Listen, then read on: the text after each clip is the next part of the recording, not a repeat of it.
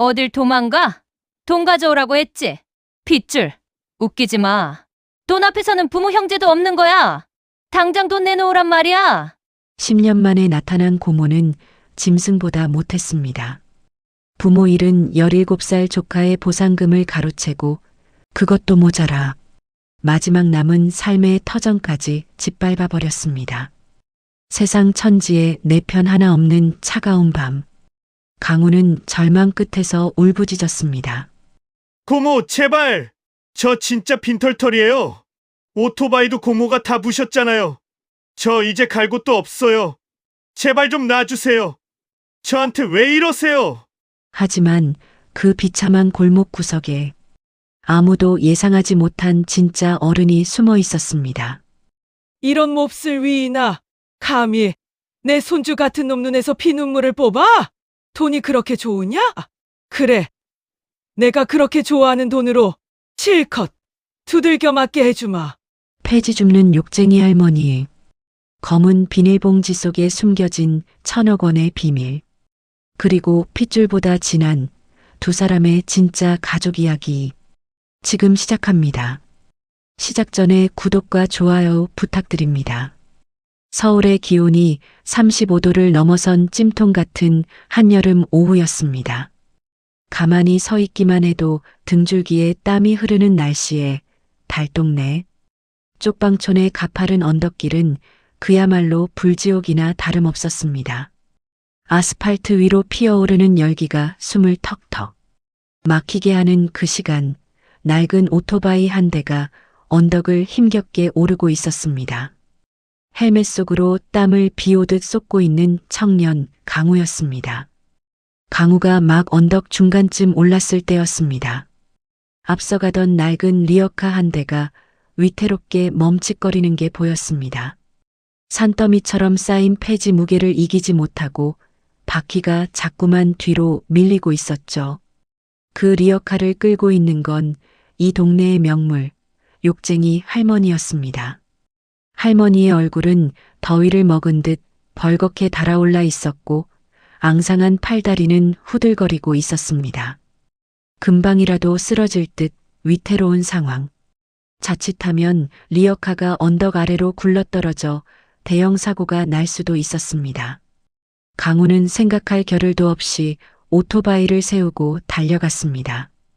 강우가 말없이 리어카 뒤편에 붙어 섰습니다. 그리고 뜨겁게 달궈진 리어카 가장자리를 맨손으로 꽉 잡고 온 힘을 다해 밀어 올리기 시작했습니다. 으라차차. 강우의 굵은 팔뚝에 핏줄이 솟았습니다. 땀이 눈으로 들어가 따가웠지만 눈 한 번 깜빡이지 않았죠. 앞에서 끌던 할머니는 갑자기 리어카가 가벼워지자 의아한 듯 뒤를 힐끔 돌아보셨습니다. 그리고 땀범벅이 된 강우를 발견하곤 고맙다는 말 대신 버럭 소리부터 지르셨습니다. 아이고, 이 미친놈아. 이 땡볕에 뭐하는 짓이야. 너 그러다 더위 먹고 죽어. 저리 안 비켜? 할머니는 손을 휘저으며 강우를 쫓으려 했지만 강우는 씩 웃으며 더 힘차게 리어카를 밀었습니다. 할머니, 힘 아끼세요. 저 힘 남아돌아요. 정상까지 금방이에요. 하나, 둘. 할머니는 혀를 차면서도 내심 뒤에서 받쳐주는 그 묵직한 힘의 의지에 발걸음을 옮기셨습니다. 마침내 언덕 꼭대기에 도착했을 때 두 사람은 마치 사우나에서 막 나온 사람들처럼 온몸이 땀으로 젖어 있었습니다. 강우가 헉헉대며 허리를 펴자 할머니는 리어카 한켠을 뒤적뒤적 거리더니 구석에 있던 미지근한 바카스병 하나를 툭 던져주셨습니다. 젊은 놈이 오지랖은 이거라도 마시고 꺼져라. 더위 먹어서 쓰러진다고 어거지 쓰지 말고. 그건 욕쟁이 할머니만의 투박한 감사 인사였습니다. 바카스를 넙죽 받아든 강우는 뚜껑을 열어 꿀떡꿀떡 소리까지 내며 마셨습니다. 할머니 이열치열이라더니 이런 맛인가 봐요. 입안에 달콤하게 남은 그 뜨뜻함이 강우의 허전한 오늘을 채워주는 것만 같았습니다. 그날 밤 해가 졌는데도 열기는 식을 줄 몰랐습니다. 지독한 열대야였습니다. 강우는 편의점 앞 플라스틱 테이블에 앉아 땀을 식히고 있었습니다. 테이블 위에는 김이 모락모락 나는 컵밥이 놓여 있었죠. 메뉴는 뜨거운 소고기 미역국밥이었습니다. 사실 오늘은 1년에 딱 하루 있는 강우의 생일이었거든요. 혼자 먹기 청승맞아 숟가락만 만지작거리고 있는데 맞은편 가로등 아래에서 부채질을 하며 박스를 정리하는 할머니가 보였습니다. 열대야 때문에 잠을 못 이루고 나오신 모양이었습니다. 강우는 편의점에 다시 들어가서 컵반을 하나 더 사다 두고 할머니에게 다가갔습니다. 할머니, 너무 덥죠? 저랑 야식 드실래요? 할머니는 부채질을 멈추고 강우를 빤히 쳐다보셨습니다. 너는 낮에도 보이더니 밤에도 얼쩡거리냐? 야식은 뭔 놈의 야식이요? 강우는 멋쩍게 웃으며 할머니를 채근했습니다. 사실 오늘 제 생일이거든요. 혼자 먹기 좀 그래서요. 미역국인데 같이 드셔주시면 안 돼요? 제가 쏘는 겁니다. 생일이라는 말에 할머니의 부채질이 딱 멈췄습니다. 땀띠난 목을 극적이며 컵밥을 내려다보는 청년의 정수리가 왠지 짠해 보였던 걸까요? 할머니는 강우가 내민 숟가락을 거칠게 낚아채셨습니다. 아이고, 지질이 궁상이다. 생일날 고작 편의점 밥이라니. 부모는 어디 가고 너 혼자 이러고 있어? 할머니는 툴툴거렸지만 숟가락은 바쁘게 움직였습니다. 후루룩 뜨거운 국물을 넘기며 흘끔 쳐다보다가 묵묵대답인 강우에게 한마디 툭 뱉습니다. 땀 흘리고 먹으니까 속은 풀리네.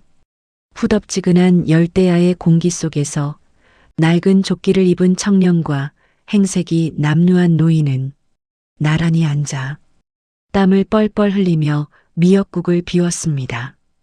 끈적한 날씨였지만 두 사람 사이에 오가는 마음만큼은 뽀송뽀송하고 따뜻했습니다. 식사를 마치고 강우가 시원한 캔 음료를 건네자 할머니는 그걸 따지 않고 주머니 깊숙한 곳에 집어넣으셨습니다. 난 공밥 싫다. 이거라도 받아라. 할머니는 낮에 주었던 하지만 팔지 않고 아껴뒀던 낡은 휴대용 손선풍기 하나를 강우 쪽으로 스윽 밀었습니다. 건전지가 다 됐는지 덜덜거리며 돌아가는 고물 선풍기였지만 강우에게는 그 어떤 에어컨보다 시원한 바람이었습니다. 고맙습니다, 할머니. 진짜 시원해요. 강우가 아이처럼 환하게 웃자 할머니는 괜히 민망한 듯 고개를 돌려서 밤하늘을 보며 욕을 한 바가지 퍼부으셨습니다. 아따, 날씨 한번 더럽게 덥네. 연병할 열대야. 하지만 그 욕설 속에는 험한 세상에서 홀로 생일을 맞은 청년이 부디 아프지 말고 단단하게 살아가길 바라는 할머니만의 투박한 기도가 담겨 있었습니다. 생일날의 따뜻한 밥 한 끼로 허한 마음이 좀 채워지는가 싶었는데 운명은 참 잔인하게도 바로 다음 날 아침 강우에게 핏줄이라는 이름이 지독한 불청객을 보냈습니다. 강우가 사는 쪽방촌의 아침은 낡은 합판 문이 부서져라 두드리는 소리로 시작되었습니다. 쾅, 쾅, 쾅. 잠이 덜 깼을 때는 옆방 사람이 벽을 치는 건가 싶었는데 바로 강우의 방문이었습니다.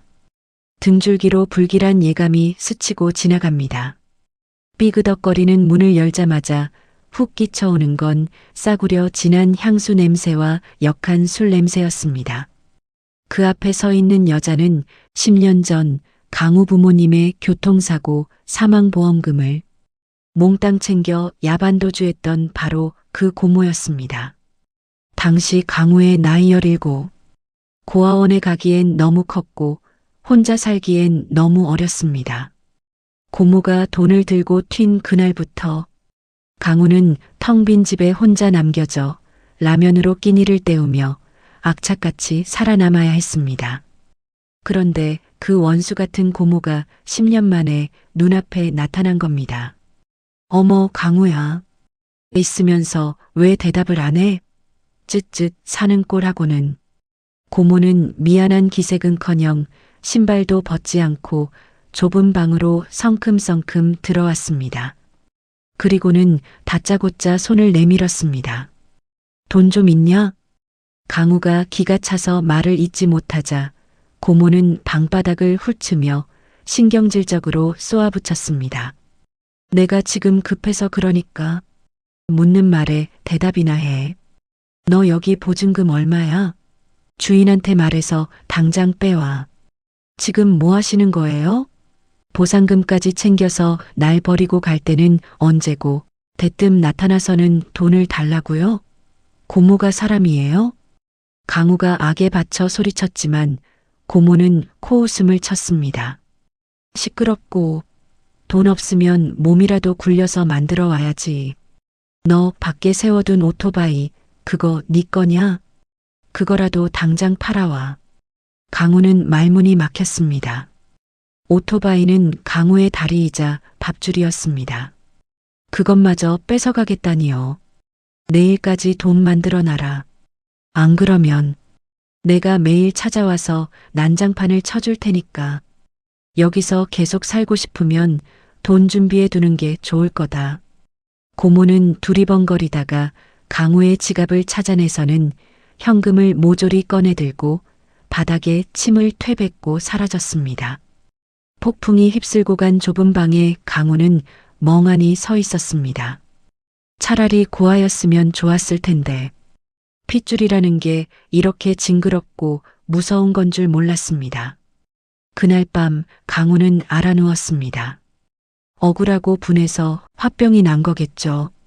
열이 펄펄 끓어 물 한 모금 넘기기 힘든데 서러움에 복받쳐 끙끙 앓는 소리만 새어나왔습니다.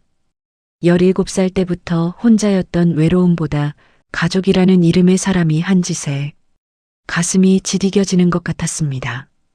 그때였습니다. 문 밖에서 부스럭 하는 작은 인기척이 들렸습니다. 고모가 또 왔나 싶어 덜컥 겁을 집어먹고 숨을 죽이고 있는데 한참이 지나도 별다른 일은 없었습니다.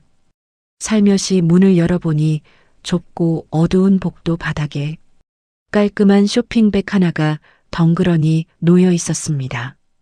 조심스럽게 안을 들여다보니 고급스러운 포장 용기에 담긴 죽 한 그릇이 들어 있었습니다. 아직 따뜻한 온기가 남아 있었죠. 뚜껑을 여는 순간 고소한 참기름 냄새가 퀴퀴한 방 안을 가득 채웠습니다. 전복죽이었습니다. 편의점 죽이 아니었어요. 전복이 큼직하게 썰려 있고 내장을 진하게 갈아 넣어 황금빛이 도는 강우가 평생 구경도 못 해본 고급 요리였습니다. 이게 뭐지? 누가 이걸? 메모도 보낸 사람 이름도 없었습니다. 혹시라도 잘못 놓고 간 건 아닐까 생각이 들었지만 이쪽 방촌에 이런 고급 배달 음식을 시켜 먹을 사람은 없을 테니까요. 강우는 떨리는 손으로 숟가락을 들었습니다. 한 입 떠넣자 부드러운 죽이 식도를 타고 넘어가며 얼어붙은 마음을 녹여주었습니다. 눈물 젖은 빵이 아니라 눈물 젖은 전복죽이었죠. 강우는 울면서 죽을 비웠습니다. 하나뿐인 핏줄은 10년 만에 나타나 남은 살점까지 뜯어먹으려 드는데 도대체 누가 아픈 강우를 위해 이렇게 귀한 죽을 놓고 갔을까요? 강우는 꿈에도 몰랐습니다. 자신이 먹은 그 죽이 대한민국 최고 호텔 수석 셰프가 끓여낸 보양식이라는 것을요. 다음 날 아침 강우는 미처 낫지도 않은 몸을 일으켜야 했습니다. 어제 고모가 다녀간 뒤로 잠을 한숨도 못 잤지만 그래도 먹고 살려면 오토바이에 시동을 걸어야 했으니까요. 그런데 문을 열고 나가려던 순간 불청객은 또다시 들이닥쳤습니다. 돈 준비됐니? 고모였습니다. 어제와 똑같은 화려한 옷차림에 지독한 향수 냄새를 풍기며 마치 빚쟁이처럼 문 앞을 막아서고 있었죠. 강우는 기가 막혀 한숨을 내쉬었습니다. 고모, 제발 좀 가세요. 저 일하러 나가야 해요. 돈 없다고 말씀드렸잖아요. 강우가 고모를 지나쳐 가려 하자 고모가 강우의 옷자락을 확 잡아채며 소리쳤습니다. 이게 어른이 말하는데 어딜 도망가. 돈이 없으면 만들어내라고 했지? 내가 빈손으로 갈 것 같아? 당장 보증금을 빼든가 아니면 네가 아끼는 저 오토바이라도 팔아서 돈 가져와. 강우는 억장이 무너졌습니다. 부모님 목숨값으로 받은 보험금을 몽땅 챙겨서 도망칠 때는 언제고 이제 와서 조카의 유일한 밥줄인 오토바이까지 탐을 내다니요. 강우는 고모의 손을 거칠게 뿌리쳤습니다. 꿈도 꾸지 마세요. 저건 제 다리나 마찬가지예요. 더 이상 찾아오지 마세요. 신고하기 전에. 신고? 이 배은망덕한 놈이 누굴 신고해? 그래, 네가 돈 주기 싫다 이거지? 저 오토바이가 그렇게 소중하다 이거지? 어디 한번 잘 지켜봐라. 고모는 도끼 서린 눈으로 강우를 노려보더니 길가에 있던 큼지막한 벽돌을 양손으로 번쩍 들어 보란듯이 오토바이에 내리꽂았습니다. 안 돼요.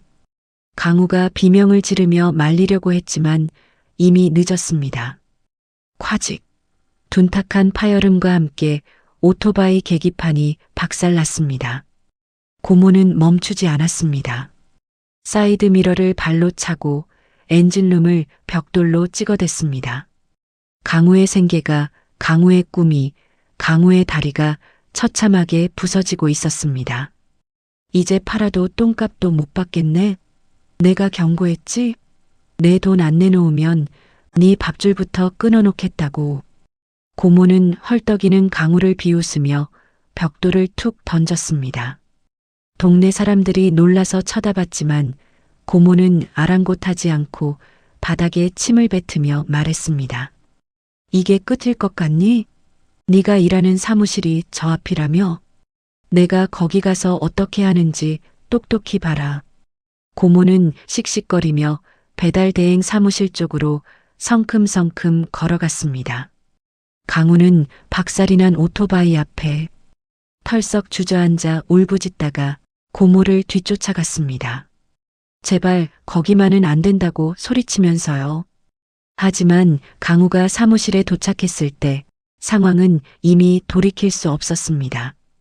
점심시간이라 쉴 새 없이 콜이 울려야 할 사무실이 쥐죽은 듯 조용했습니다. 고모가 사무실 바닥에 대자로 드러누워 악을 쓰고 있었기 때문입니다. 사장 나오라 그래.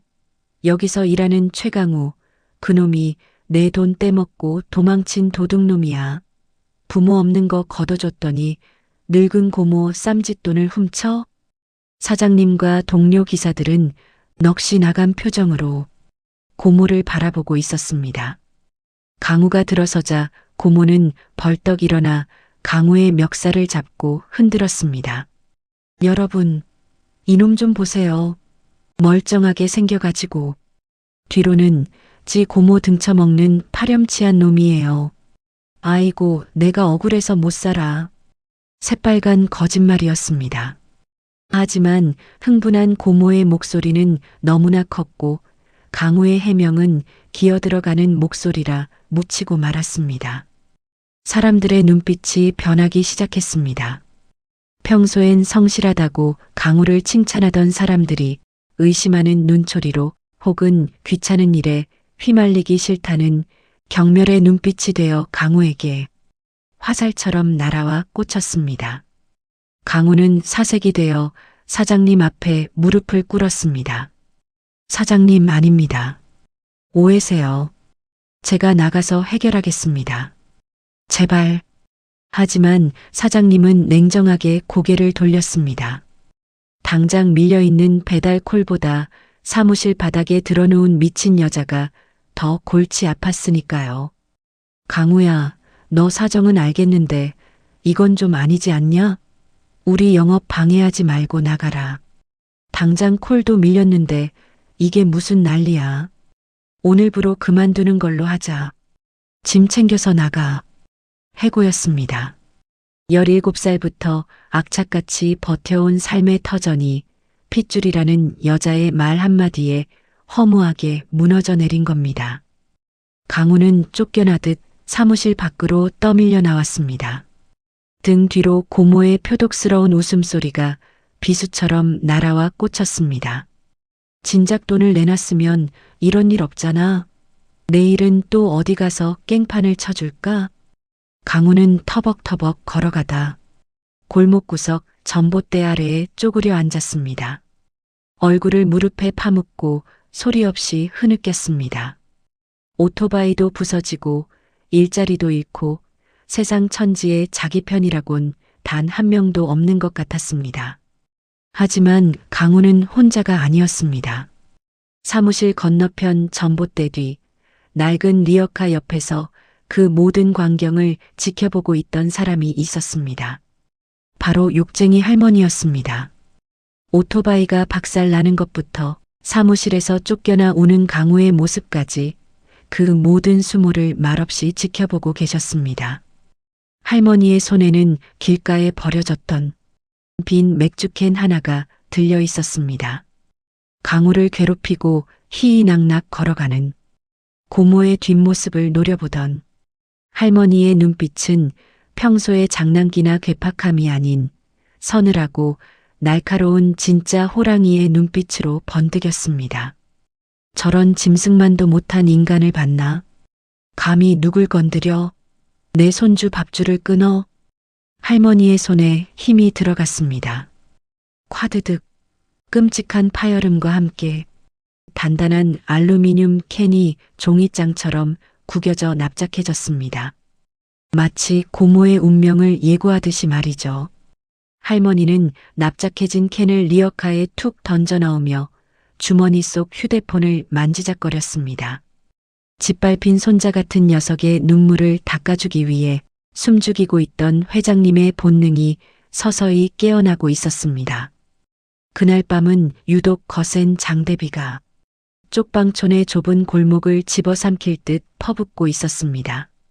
오토바이는 박살나고 일터에서도 쫓겨난 강우는 빗속을 뚫고 터덜터덜 집으로 향하고 있었습니다. 세상 모든 불행을 짊어진 듯 무거운 발걸음이었죠. 그런데 집으로 가는 골목 어귀, 가로등도 없는 그 어두운 길목에서 누군가 강우의 앞을 막아섰습니다. 지독한 향수 냄새와 술 냄새, 악몽처럼 끈질긴 그 여자 고모였습니다. 어이 조카님, 이제 오니? 고모는 비를 쫄딱 맞은 채로 서 있었습니다. 하지만 그 눈빛만은 굶주린 짐승처럼 형형하게 빛나고 있었죠. 강우가 무시하고 지나가려 하자 고모가 강우의 젖은 점퍼 멱살을 거칠게 낚아챘습니다. 어딜 도망가? 돈 가져오라고 했지? 사무실에서 쫓겨날 때 퇴직금이라도 받았을 거 아니야. 그거라도 내놔. 지금 당장. 강우는 너무 지치고 힘들어서 대꾸할 힘조차 없었습니다. 고모 제발. 저 진짜 빈털털이에요. 오토바이도 고모가 다 부셨잖아요. 저 이제 갈 곳도 없어요. 제발 좀 놔주세요. 강우가 애원했지만 고모는 들은 척도 하지 않았습니다. 오히려 강우의 주머니를 뒤지기 시작했습니다. 강우가 저항하자 고모는 강우의 뺨을 사정없이 후려쳤습니다. 짝! 빗소리에 묻힐 만큼 둔탁한 소리가 났지만 강우의 고개는 힘없이 돌아갔습니다. 어디서 어른 손을 쳐내? 지갑 내놔. 그 안에 꼽을 쳐둔 돈 있는 거 다 알아. 고모가 강우의 멱살을 잡고 흔들며 바지 주머니에 손을 집어넣으려는 찰나였습니다. 빗소리를 뚫고 끼익 하는 쇳소리가 들려왔습니다. 그리고 어둠 속에서 쩌렁쩌렁한 호통 소리가 날아들었습니다. 그 손 당장 놓지 못해? 깜짝 놀란 고모가 고개를 돌렸습니다. 그곳에는 커다란 우비를 입고 서 있는 욕쟁이 할머니가 있었습니다. 할머니는 낡은 리어카 손잡이를 꽉 쥐고 도깨비 같은 눈으로 고모를 노려보고 계셨죠. 어린 놈 삥 뜯는 것도 정도가 있지. 핏줄이라는 년이 조카 고열을 빨아? 당장 그 손 놓지 못하냐? 할머니가 리어카를 밀고 다가오자 고모는 어이가 없다는 듯 코웃음을 쳤습니다. 이건 또 뭐야? 동네 미친 노인네가 약을 잘못 먹었나? 할머니, 남의 집안 싸움에 끼어들지 말고 가서 패지나 주어. 재수없게 어디서 훈계질이야? 고모의 막말에도 할머니는 물러서지 않았습니다. 오히려 강우의 앞을 막아서며 고모의 팔을 지팡이로 내리치려 했죠. 그러자 독이 바짝 오른 고모가 할머니 어깨를 있는 힘껏 밀쳐버렸습니다. 이 늙은이가 진짜 돌았나? 비키라니까. 아이쿠야. 비명과 함께 할머니의 작은 몸이 힘없이 뒤로 넘어갔습니다. 하필이면 바닥에는 빗물이 고여 질퍽한 진흙탕이 만들어져 있었습니다. 철퍼덕 둔탁한 소리와 함께 할머니는 차가운 진흙 구덩이에 처박히고 말았습니다. 흙탕물이 튀어 할머니의 옷과 얼굴을 엉망으로 만들었습니다. 할머니, 강우의 눈이 뒤집혔습니다. 부모님 없이 자란 서러움, 믿었던 핏줄에 대한 배신감, 그리고 유일하게 따뜻함을 나누던 할머니가 자신 때문에 진흙탕에 구르는 모습에 이 모든 것이 한순간에 폭발하고 말았습니다. 강우는 고모를 밀쳐내고 할머니에게 달려갔습니다. 진흙 범벅이 된 할머니를 일으켜 세우려는 강우의 손이 사시나무 떨듯 떨리고 있었습니다. 할머니, 괜찮으세요? 저 때문에, 괜히 저 같은 것 때문에. 할머니는 허리가 아픈지 신음소리를 내면서도 흙 묻은 손으로 오히려 강우의 젖은 얼굴을 닦아주려 하셨습니다. 내는 괜찮다. 저 천벌을 받을 것. 강우는 천천히 고개를 돌려 고모를 바라보았습니다. 강우의 눈에서 뜨거운 눈물이 빗물과 섞여 흘러내렸습니다. 그리고 난생 처음으로 고모를 향해 주먹을 불끈 쥐었습니다. 당신 제정신이야? 나한테만 행패 부리면 됐지. 할머니한테 무슨 짓이야? 당신이 사람이냐고. 강우가 짐승처럼 울부짖으며 달려들려 하자 고모는 움찔하며 뒷걸음질 쳤습니다. 하지만 곧바로 표독스러운 표정을 되찾으며 소리쳤습니다. 어머, 얘 눈동 것 좀 봐. 그래, 쳐라 쳐. 어디 고모를 때려봐. 너 감방 가고 싶어 환장했구나. 경찰 불러. 당장 경찰 불러. 천둥이 우르릉 쾅쾅 하늘을 찢을 듯 울렸습니다. 쏟아지는 폭우 속 진흙탕에 주저앉은 할머니와 핏발선 눈으로 울부짖는 강우, 그리고 그 앞에서 비릿한 웃음을 흘리는 고모. 강우의 인생에서 가장 비참하고 어두운 밤이 그렇게 깊어가고 있었습니다. 하지만 고모는 몰랐습니다. 진흙탕에 넘어진 할머니의 손이 주머니 속 깊은 곳에 있는 무언가를 꽉 쥐고 있다는 것을요. 그리고 골목 저편 어둠 속에서 아주 낮고 묵직한 엔진 소리가 서서히 다가오고 있다는 사실을 말이죠. 하늘이 뚫린 듯 쏟아지는 폭우 속에서 고모의 표독스러운 목소리가 천둥 소리보다 더 날카롭게 골목을 갈랐습니다. 너 꼼짝 말고 있어. 핸드폰이 어딨지? 아 그래, 너 꼼짝 마. 경찰 부를 거니깐. 고모는 주섬주섬 주머니를 뒤져 휴대폰을 꺼내며 악다구를 씁니다. 강우는 진흙탕에 넘어진 할머니를 감싸 안으며 이를 악물었습니다. 억울하고 분해서 터져나오는 울음을 삼키며 젖은 할머니를 일으켜 세웠습니다. 할머니는 흙탕물을 뒤집어 쓴 채 가쁜 숨을 몰아쉬고 계셨죠. 이대로 경찰이 오면 꼼짝없이 강우가 페류나로 몰릴 위기였습니다. 승리감에 도취된 고모가 회심의 미소를 지으며 통화 버튼을 누르려던 찰나였습니다. 번쩍 새카만 골목 어귀를 대낮처럼 환하게 밝히는 강렬한 헤드라이트 불빛이 고모의 눈을 찔렀습니다.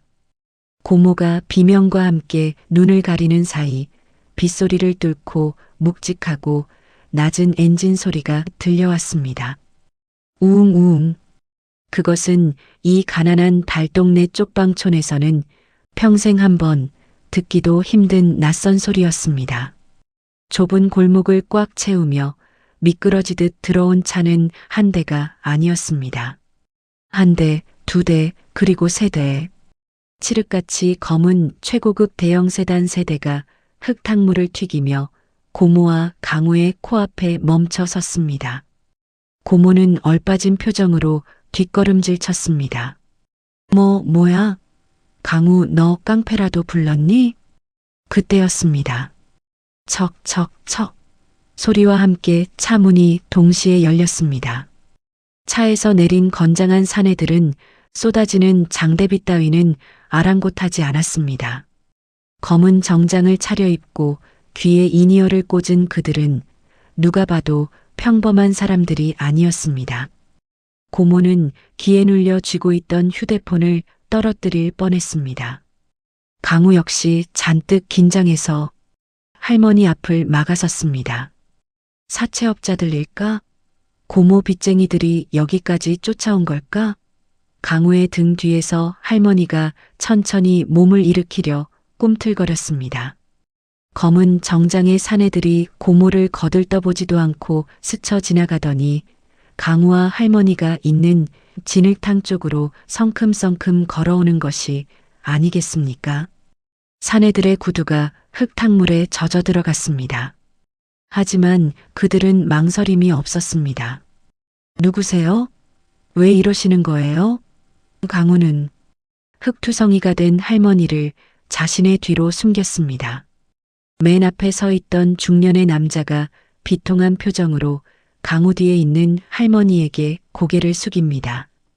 그러자 뒤에 있던 10명 남짓한 수행원들이 약속이나 한 듯 일제히 허리를 90도로 굽히며 고개를 숙였습니다. 회장님, 빗소리에 묻힐 듯 낮지만 묵직하고 단단한 목소리였습니다. 회장님, 늦어서 죄송합니다. 수십 명의 남자가 외치는 소리가 골목을 쩌렁쩌렁 울렸습니다. 고모는 입을 딱 벌린 채 숨쉬는 것도 잊어버렸고 강우는 자신의 귀를 의심하며 멍하니 서 있었습니다. 회장님이라니? 지금 누구한테 회장님이라고 하는 거야? 정적 속에서 빗소리만 요란하게 울려 퍼지는 가운데 강우 뒤에 있던 할머니가 천천히 강우 앞으로 나섭니다. 흙탕물과 빗물에 얼룩진 얼굴 위로 드러난 눈빛. 그것은 방금 전까지 폐지를 줍던 힘없는 노인의 눈빛이 아니었습니다. 지난 40년간 대한민국 유통업계를 피도 눈물도 없이 평정해온 철이 여인 윤정희 회장의 서늘한 눈빛이 되살아나고 있었습니다. 할머니가 혀를 차며 흙탕물을 툭툭 털어내자 중년 남자가 재빨리 다가와 손수건으로 할머니의 손에 묻은 흙을 닦아드리려 했습니다. 할머니는 손을 들어 제지했습니다. 그리고 낮게 깔린 목소리로 입을 열었습니다. 김 실장. 네, 회장님. 내가 뒷방 늙은이 된 것 같아서 늑장 부린 게야. 내 손주놈이 뺨을 맞고 있는데 이제야 기어와. 할머니의 호통에 건장한 사내들이 벌벌 떨며 머리를 더 깊이 조아렸습니다. 고모는 사시나무 떨듯 다리를 떨기 시작했습니다. 상황 파악이 안 되지만 본능적으로 자신이 건드려선 안 될 사람을 건드렸다는 공포가 엄습해 온 것입니다. 할머니는 흙탕물이 뚝뚝 떨어지는 옷매무새를 다듬으며 천천히 고모 쪽으로 고개를 돌렸습니다. 번쩍이는 번개가 할머니의 얼굴을 비쳤습니다. 그 얼굴에는 더 이상 자비란 없었습니다. 자, 이제 경찰을 불러볼까? 아까 네가 부른다고 했지? 어서 불러라. 너야말로 꼼짝 말고 경찰 올 때까지 딱 서 있어. 할머니의 손짓 한 번에 수행원들이 고모를 포위하듯 둘러쌌습니다. 빗줄기는 여전히 거세게 쏟아지고 있었지만 그 골목의 주인은 이미 바뀌어 있었습니다. 낡은 리어카는 초라하게 비를 맞고 있었지만 그 옆에 선 할머니는 그 어느 때보다 거대해 보였습니다. 바야흐로 진짜 회장님의 시간이 시작된 것입니다. 쏟아지는 빗줄기 사이로 숨막히는 정적이 감돌았습니다. 고모는 눈앞에 펼쳐진 비현실적인 광경에 입을 다물지 못했습니다. 진흙탕에 구르던 노인이 회장님이라니, 그리고 저 검은 정장의 무리들은 또 무엇인지. 그때 승합차에서 내린 남녀 5명이 고모를 향해 걸어왔습니다. 그들은 우산을 쓰지도 뛰지도 않았습니다. 그저 서류 가방을 든 채 무표정한 얼굴로 다가와 윤 회장에게 짧게 목례를 올린 뒤 곧바로 고모를 포위했습니다. 대한민국 재계 서열 1위 기업을 변호하는 대호 로펌의 수석 변호인단이었습니다. 변호인단 대표가 안경을 치켜 올리며 건조한 목소리로 입을 열었습니다. 최영자 씨 되십니까? 고모는 뒷걸음질 치며 앙칼지게 소리쳤습니다. 뭐야 당신들? 내가 누군지 알아? 나 이 아이 고모야.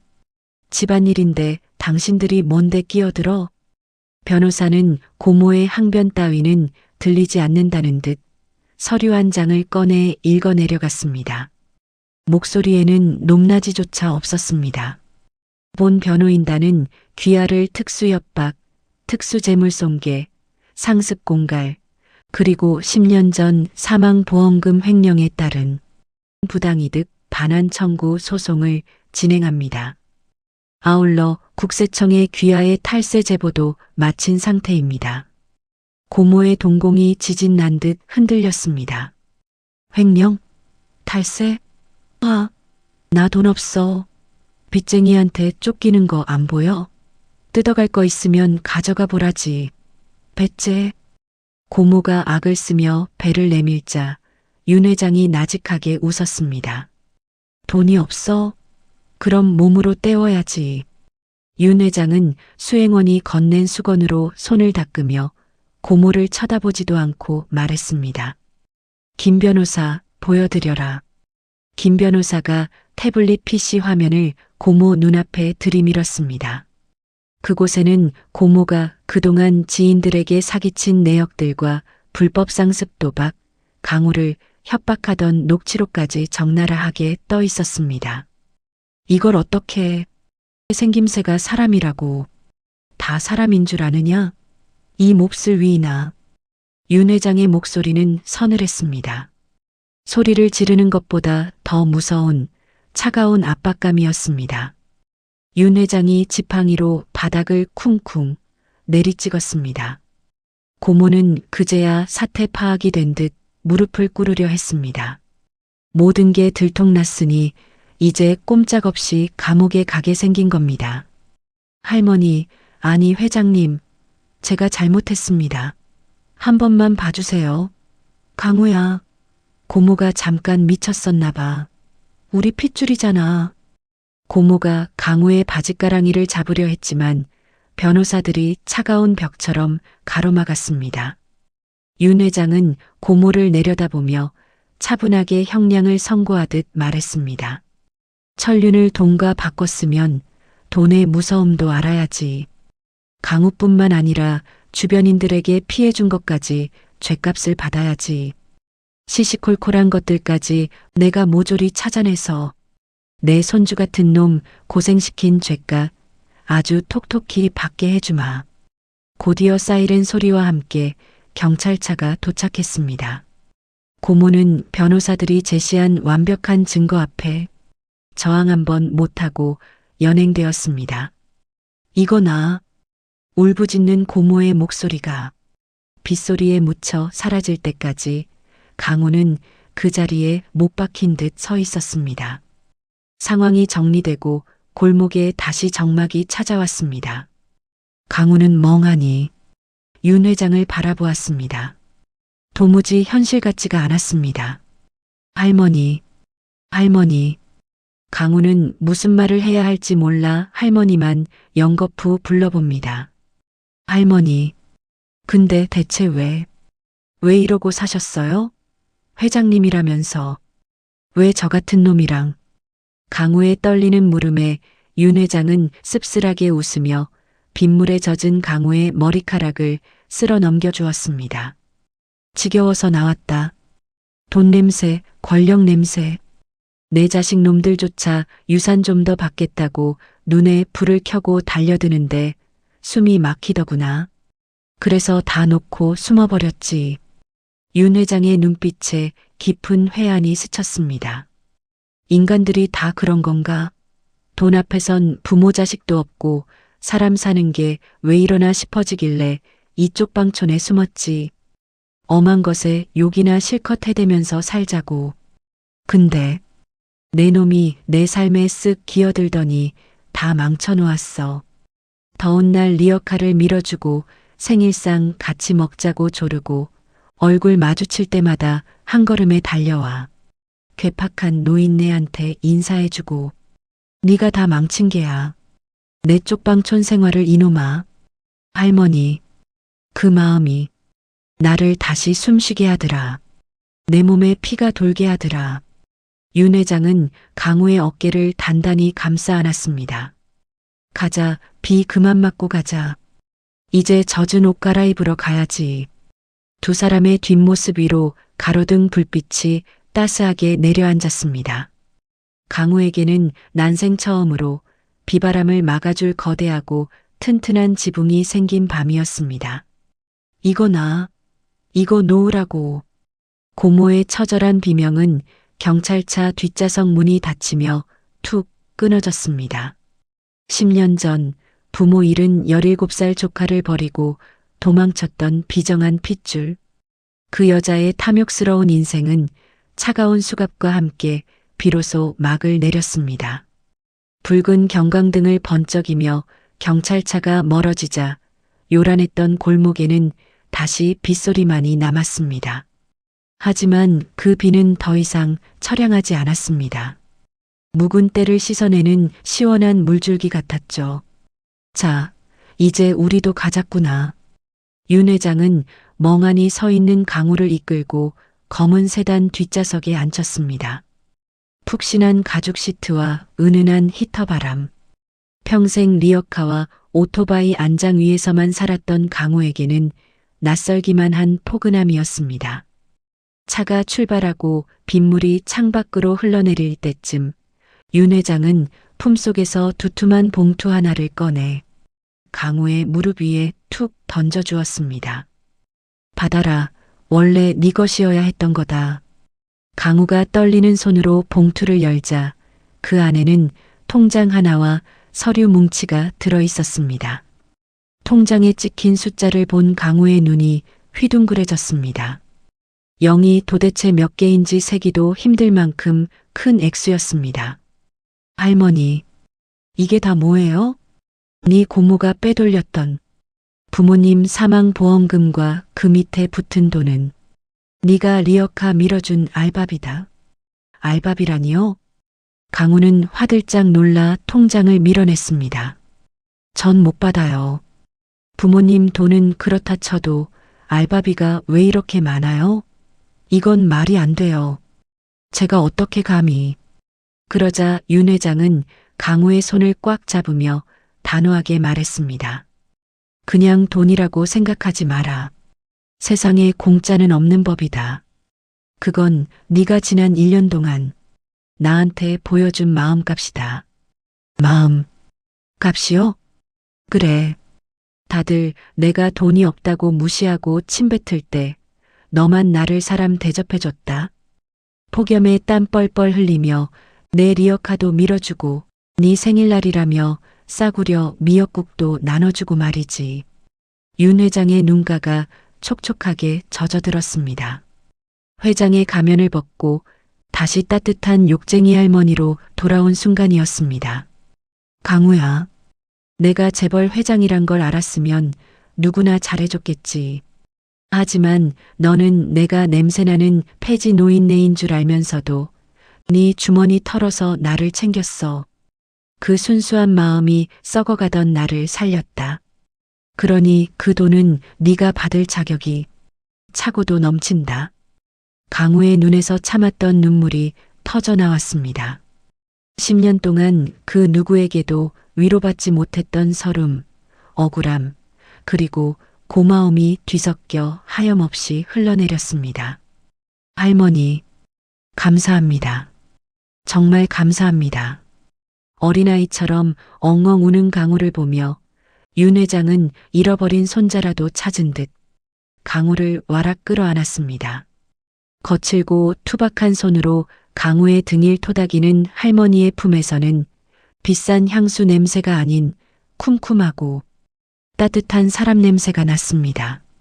고생했다. 그동안 혼자서 얼마나 무서웠냐? 이제 다 끝났다. 이제 아무 걱정하지 마라. 할미가 있다. 차창 밖으로 어느새 비가 그치고 구름 사이로 희미한 달빛이 비치기 시작했습니다. 10년을 돌아 제자리를 찾은 권리, 그리고 피보다 진한 사랑으로 맺어진 새로운 가족. 강우가 쥐고 있는 통장은 단순히 돈이 아니었습니다. 그것은 험한 세상에서 착하게 살아온 대가이자 앞으로 펼쳐질 찬란한 인생의 입장권이었습니다. 할머니, 저 진짜 열심히 살게요. 부끄럽지 않게. 진짜 잘 살게요. 오냐, 그래야 내 손주지. 허투루 살면 그 통장 다시 뺏어올 거다.